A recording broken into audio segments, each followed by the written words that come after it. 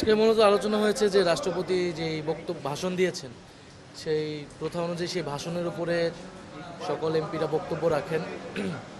এই বক্তব্যের time slot নিয়ে আলোচনা হয়েছে। বিরোধী দলীয় নেতার পক্ষ থেকে 50 ঘন্টা বলা হয়েছে, সেটা এখনও নির্ধারিত হয়নি। তো 29শে মার্চ থেকে ঈদের পরে তো অধিবেশন যখন শুরু হবে এটা সময়টা ঠিক হয়েছে যে বিকাল 3টা থেকে রাতে 8টা পর্যন্ত। তো এই 29শে মার্চ থেকে হয়তো 30শে এপ্রিল পর্যন্ত এই আলোচনা হবে রাষ্ট্রপতির বক্তব্যের উপরে। আর হচ্ছে অধ্যাদেশগুলো যে বিশেষ কমিটিতে যাবে সেটা কিভাবে কবে আসবে সে বিষয়ে কিছুটা আলোচনা হয়েছে। মা, পিম্পল 5 দিনেই চলে যাবে। যাবে না মা। জাপ নিমের 5 অংশের পাওয়ারে 5 দিনেই দূর হবে পিম্পল। হিমালয়া পিউরিফাইং নিম ফেস ওয়াশ। মানে কি ধরনের আলোচনাটা মানে 33টা অধ্যাদেশ, এটা কিভাবে বিশেষ কমিটি কাজ করবে কিংবা কবে নাগাদ এটাকে? অধ্যাদেশগুলো তো 1 মাসের মধ্যে অর্থাৎ 10ই এপ্রিলের মধ্যে সেটাকে পাশ করার নিয়ম, নাহলে সেটা কার্যকারিতা থাকে না। তো অধ্যাদেশগুলো বিশেষ কমিটিতে একটা বিশেষ কমিটি করা হয়েছে অধ্যাদেশগুলোর জন্য, অধ্যাদেশগুলোকে যাচাই বাছাইয়ের জন্য। তো সেই বিশেষ কমিটিতে অফিসিয়ালি এখনও এটা পাঠানো হয় নাই। এটা আগামীকালের অধিবেশনে এটা হা না ভোটের মাধ্যমে এই বিশেষ কমিটিকে এই দায়িত্বটা দেওয়া হবে। এই বিষয়টা চূড়ান্ত হয়েছে এবং বিশেষ কমিটি এটা যাচাই বাছাই করে এটা যখন অধিবেশন শুরু হবে 29শে মার্চ থেকে, তখন থেকে বিলগুলো আনা শুরু করবে, তখন এটার উপর আলোচনা হবে এবং 8ই এপ্রিলের মধ্যে এটা মোটামুটি শেষ হয়ে যাবে। সংবিধান সংস্কার আপনারা তো রাষ্ট্রপতির ভাষণে ওয়াকআউট করেছিলেন।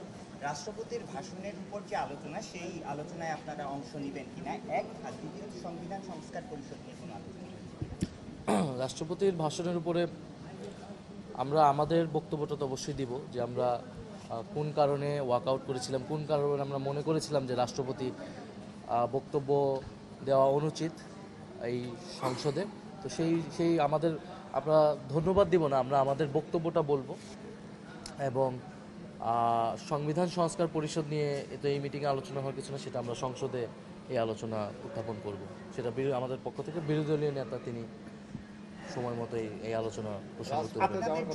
আপনাদের জোটের যিনি সমন্বয়ক হামিদুর রহমান আজাদ, তিনি আজকে একটা আলটিমেটাম দিয়েছেন যে কালকের মধ্যে যদি সংবিধান সংস্কার পরিষদের অধিবেশন না ডাকা হয় তাহলে তারা রাজপথের আন্দোলনের একটা ঘোষণা আছে।